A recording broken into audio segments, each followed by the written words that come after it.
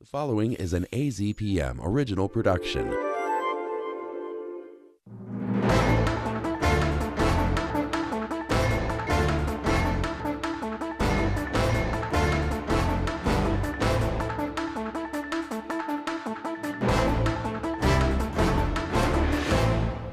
Welcome to the press room on AZPM. I'm your host, Steve Goldstein.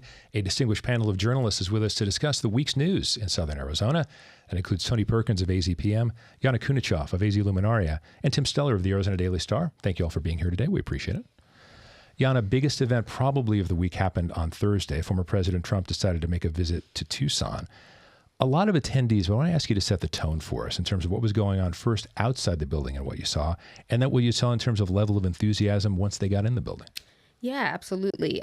So the convention center, which is where the Tucson Music Hall is, where the event was held, was full of people, just like really long lines. Some people had been lining up since really early in the morning. It was really, really hot. So we talked to the Tucson Fire Department. They said they had upwards of 20 heat emergencies because folks were out there for hours. And then inside as well, just like a really, really high level of enthusiasm, energy, people chanting USA, USA, and really throughout the event, high level of energy.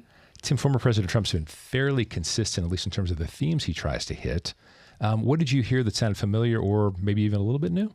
Well, I think the two new things he said were he verified that he is not going to do another debate.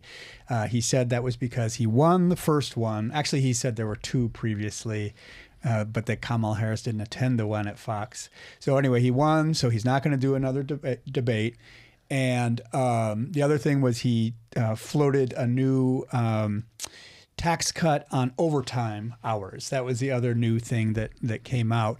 But honestly, other than that, I would say it was a pretty familiar riff, going through the old standards. He even took a stroll down memory lane, talking all about that day in 2016 when he won the election against everybody's expectations. Wow. Tony, what did you make of the fact that former President Trump decided to come to Tucson? He'd been to Cochise County. He spent a lot of time in Maricopa County, but this was truly at a hall to discuss things that maybe he hadn't discussed specifically in Tucson. Right. And the first appearance after the debate, and he chooses to come to Tucson. And you wonder about the calculation or miscalculation by the campaign to come here instead of going someplace like Pittsburgh, for example. You come to Arizona. He's already been here. He's been to Cochise County. There's value of being at the border. There's value of being in Phoenix and Glendale. But he comes to Tucson, a distinctly liberal part of the state, to make his first appearance after the debate. And that was a really interesting decision. I think that's interesting as well. Tim, talk about that a bit, if you would, the idea that he did come to perhaps the most liberal part of Arizona, and he'd been avoiding it for a while. Yeah, I mean, it's strange, but you got to think about the fact that it's basically a media event. All the big networks were there, of course, and talking about his whatever new proposal as well as the old standards. And it was a small venue, so it looked like a very full, it was full, and very enthusiastic and loud crowd. So in that sense, I could see the justification for being there. Yana, one thing that stood out to me is, and this plays into the economic issues as well, the idea, and I want to make sure I have the sign correct, I may be off by a word or so, but make housing affordable again. That hasn't been a staple of this campaign. Yeah, not that I had known of. So there was make housing affordable again and no taxes on tips. So to me, that was like really a forefronting of an economic message. And then I talked to a number of people that were at the rally, and all of them mentioned economic concerns. They also had a lot of fear around crime, around immigration, but every single person mentioned economic issues that I spoke to. That would seem to make sense, right? Because everyone's concerned about that. Inflation was getting a lot of the headlines, but the economy generally. Yeah, I mean, so as far as policy goes, that's where he was.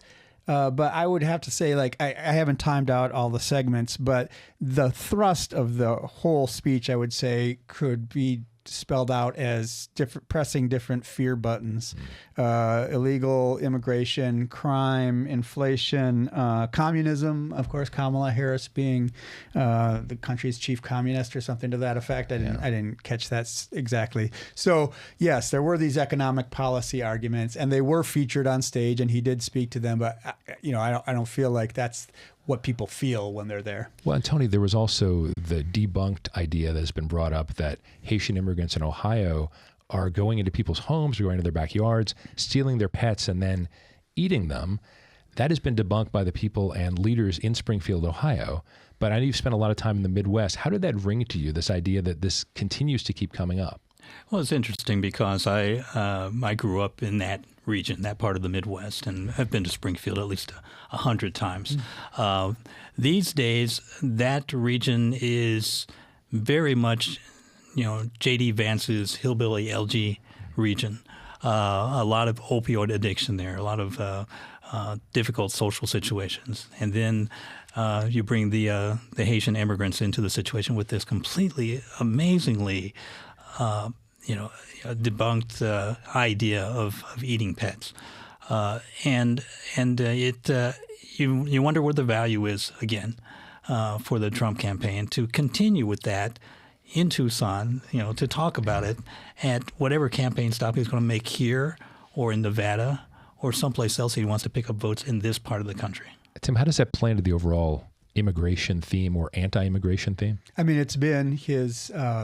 It jibes with everything he's done from 2015 forward, which is raise fears of immigrants, people who cross the border illegally or legally in some cases, and try to profit from that. The only thing I wonder is if with this pet eating thing, which no one really knew about in the general public, whether that isn't kind of like a step into the absurd. That is, maybe his people know what he's talking about, but that the general public, the general voting public, thinks it's kind of stupid or silly. I don't know. I'm thinking that might be the case. One thing I wanted to mention about the economic message, in past campaigns, the focus was on, say, gas prices. And people would pull up at the gas pump and they would see, how much they were putting into their tank.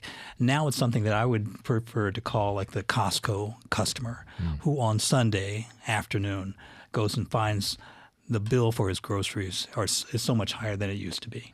And I think that's where some of the focus is going to be for the Trump campaign in the coming weeks.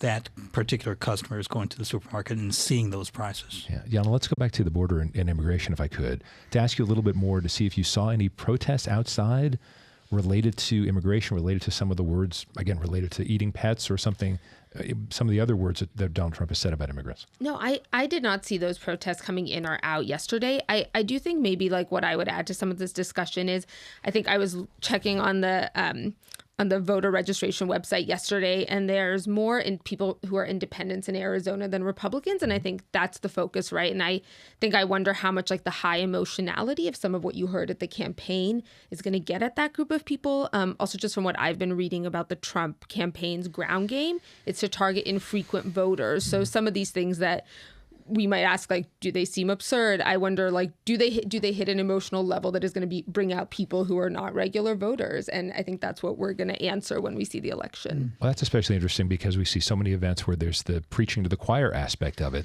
And so how much, I want to ask all of you this, how much do we actually take away from a rally like this? Yes, it gets the base excited, but does it really turn anyone else? Yeah, I mean, I doubt it. I mean, that maybe some of the every rhetorical flourish might capture a couple new people, but it felt like a more preaching to the converted thing.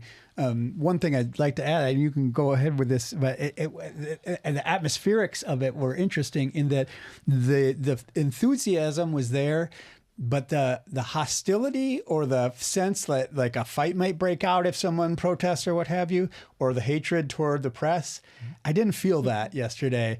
I think that's and I also feel that we were treated more professionally by the campaign. And so there was a little bit, more normality about it, even though there was the passion and that's what this event was all about. Yeah. Yana? Yeah, and I specifically tried to speak to people at the rally who were people of color, and they primarily talked about economic issues. I do think I think that what is interesting about that space is that people are talking, like I talked to someone who had a trucking company near Tombstone and it shut down after 10 years because of high gas prices. But I think that he sees this as a step forward with him. He's a Latinx man and also is comfortable being in a room where there were a lot of things said that were, I think, really like really harsh things about immigrant communities in the U.S. Yeah, Tony, there has been discussion that President Biden got a very high percentage of the generally Latino vote, and that maybe Vice President Harris is struggling a little bit more with that, not necessarily because of things she hasn't done, but things that maybe some outreach on the part of the Trump campaign. Did you see any sign of that yesterday, or what do you see as far as that goes in the Southwest? Well, it's going to be a fascinating look at the demographic breakdown as far as minority is concerned, especially with Latino voters and with African American voters. I believe that the Trump campaign sees those numbers going up, and just how far they will go up is a question.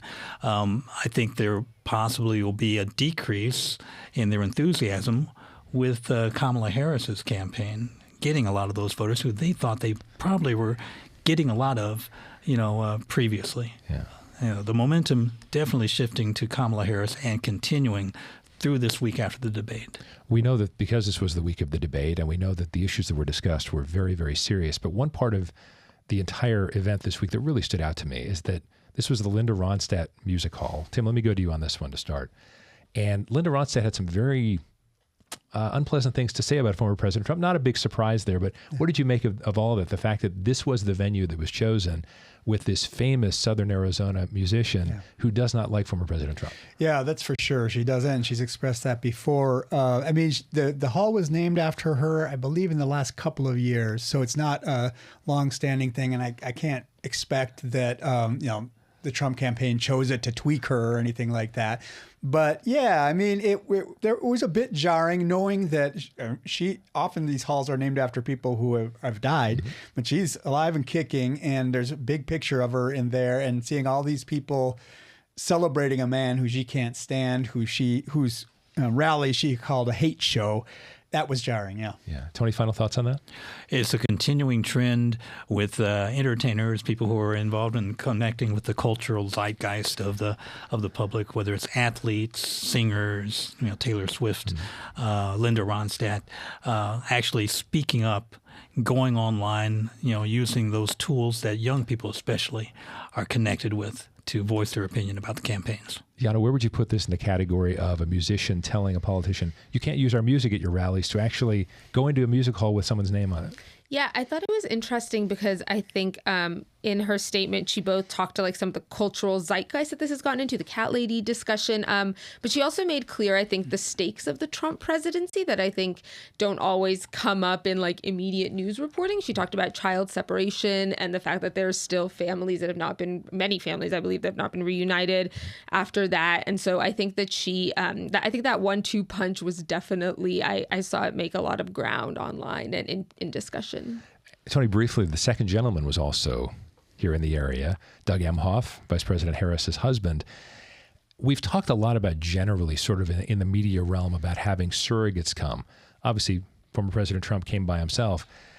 What kind of an impact can having the second gentleman here? Obviously, he's a great messenger, but he's not actually running for office. So did we see enough of a contrast there yesterday? People might say, well, wait a second, former President Trump's here, but why isn't Vice President Harris here? Right. On the surface, it's as if you say, okay, well, we have to counter in some way. If former President Trump is going to be here, let's get a surrogate in here to do something. But with Emhoff, it was interesting that he came and he had a point. There's a message about reproductive rights and about men specifically involved in this message of reproductive rights. Instead of having women on the stage talking about it, he's got a stage full of men who are saying that this is an important issue for us too. So it's an appearance with a difference, with a purpose that most times maybe you wouldn't have. Yeah. Significance of this appearance, Yana? I thought that definitely it painted a stark picture of two very different political ideas for the future. And I think that was interesting. And I think those two campaigns talked about issues like gun control. There was a moment in the Trump rally when he asked everyone who owned a gun to stand up or wave, and then asked who doesn't own a gun. And I think maybe 1 or 2 people raised their hand. Did they get booed or no? Did they take their guns out and show them to them? I believe I did not see any guns. But I think it's just a really interesting to show these two poles of American culture in this moment that are going to duel it out in the election. Tim? Yeah, another interesting distinction mention is that Emhoff's event was in a small building downtown with, I don't know how many people attended, but it was, I think, invitation, or you had to get there early. 100, 200 people could fit in, whereas it's not a rally, it's just getting on the news, basically. Tony, let's wrap it up with this. Obviously, Arizona battleground state. We still have a little bit of time, a little bit less than a month till early voting starts, but for those who are actually going to the polls, a little less than 2 months. Do you expect to see anything more than surrogates coming back to southern Arizona? Well, as part of that whole Southwest strategy we talked about before, there are so many independent voters in Arizona. Now, is there a difference between independent voters and undecided voters? That's what the campaigns have to figure out in these coming weeks. Okay. Tim, let's talk about sales tax, which we all love talking about raising taxes. Of course, I could have brought that up with former President Trump here, as we talked about the various taxes that he wants to cut. Council is taking this action. What does it look like right now in terms of the possibility, in terms of how much it would raise, and what sort of vibe are we hearing from voters? Would they actually be willing to do this if the priorities were correct? Yeah, so it's a half cent on every dollar. The idea is that it would run for 10 years, and the election is now scheduled to be in March. I can't remember the specific date. They have a plan which would mostly spend money on different public safety priorities, but also on a lot of different things such as housing first and some social issues.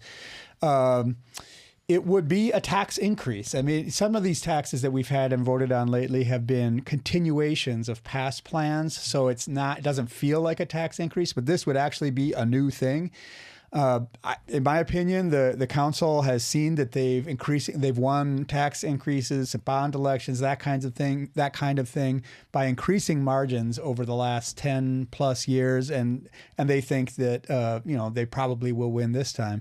One other aspect of it, although this isn't the only reason, is that the state shared revenue from income tax has declined or will be declining over the next several years. And so part of the idea is to supplement or replace the lost state shared revenue with new sales tax money. Yeah, Yana, that's been a steady drumbeat, the idea that the state is sort of bigfooting on cities and counties. And this does seem to ring true, especially with this possible sales tax.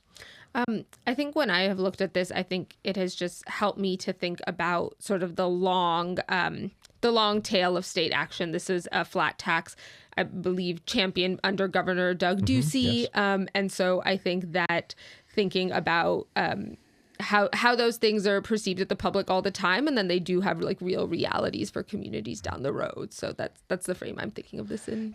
Yeah, Tony, when you think about raising this particular sales tax, what comes to mind for you? That the city, the mayor, and the council have a challenge. And that is, since this special election is coming up in March, it's a long way to go. Yeah. You've got to keep this issue in front of people and keep them informed as to why this is important. And it's as it goes into specifics, how is this going to help my community to raise the sales tax? It strikes me that this is a community that would not be as anti-tax as others. So we talk about leaning to the left on political things. But is this something that even a community like this, especially if we talk about affordable housing, we talk about everyone struggling to some extent, that the timing on this might be tough? Right. The special election, I think, Tim, it's going to be in March of next year. A lot can happen in these months, and you can't really predict it, but you have to respond to those, and you've got to be sort of nimble and quick-footed as far as the mayor and the council is concerned to make sure that they're going to have support. Tim, do the mayor and council seem confident about this when they decided to have this vote? Yeah, I mean, to me, they seem confident, and again, I think they probably should be. However, this is just based on past election results. They've won by big margins. However, yeah, this is a regressive tax on poor people, and I pointed out in a column recently, their spending has gone from, I believe, $1.4 billion total 10 years ago to $2.3 billion in the current fiscal year. They're not lacking in money, in a general sense, and so if we're getting $80 million a year out of this new tax, I would love to see a breakdown, and maybe I'm the one who should do it, of what we could save if we were to try to reach $80 million a year instead of taxing people the extra half cent. And Tim, clarify this for us. Doesn't this follow on the heels of the council deciding not to move forward with a sales tax increase a number of months ago? Yeah, so I didn't understand this. I don't think many people understood this, but back in, I think, February, they scheduled a sales tax election in July.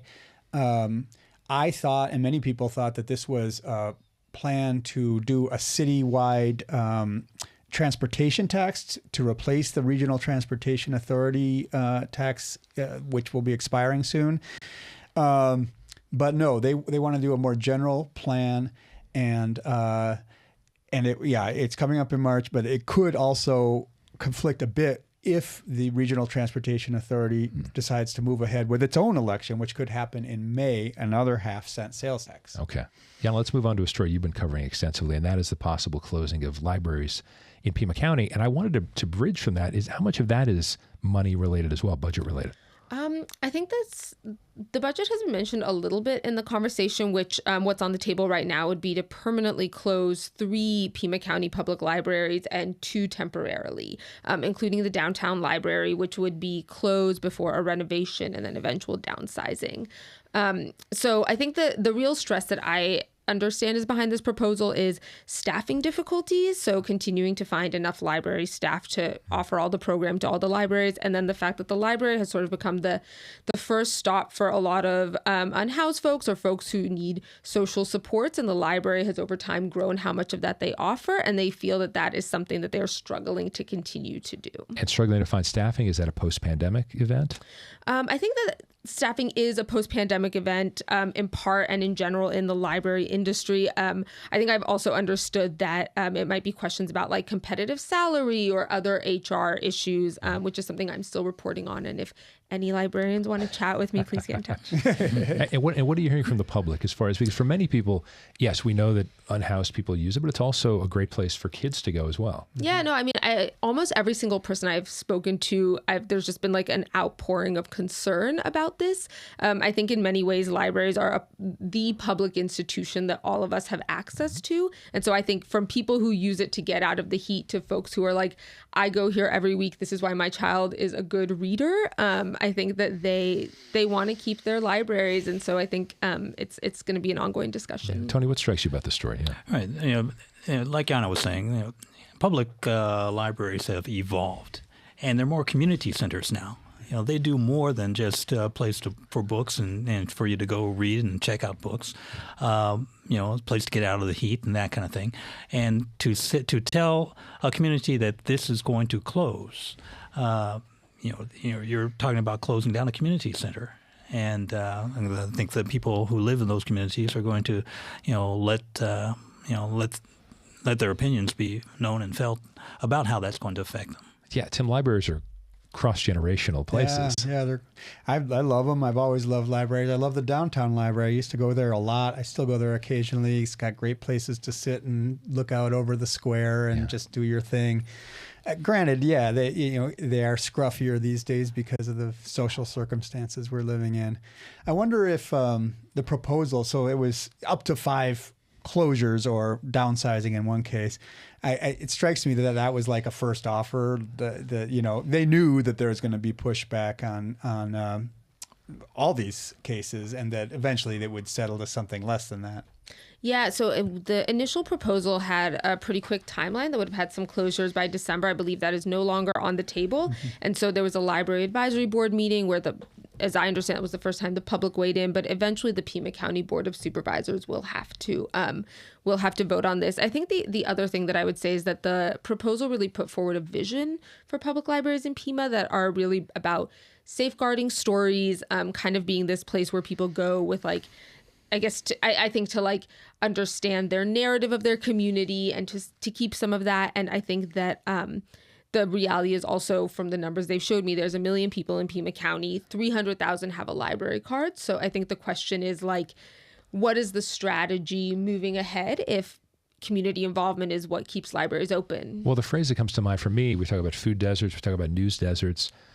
If some of these libraries were to close, how many people would be then stuck in a position where, let's say they had to take a bus to get to the library? Would they be taking would it be 10 miles as opposed to 5 miles, for example? Yeah, and I think that's really like the question that's coming up now. The proposal put forward book lockers. They put forward like libraries on wheels or library pop-ups. But I think what a lot of advocates that I've spoken to have said is like the vulnerable communities that use the library or folks who are already not plugged into the library, they don't think that those other ways of bringing books to people are going to meet kind of these broader needs that the library has become the first stop for. Yeah, and as Tony, you mentioned, the community center aspect of it. Not a surprise, 4 journalists at a table. We all love libraries. But any other final thoughts on that one, Tom? I've gone a number of times to the Woods Memorial Library on First, and you can go there and you can play chess and do all sorts of other things that.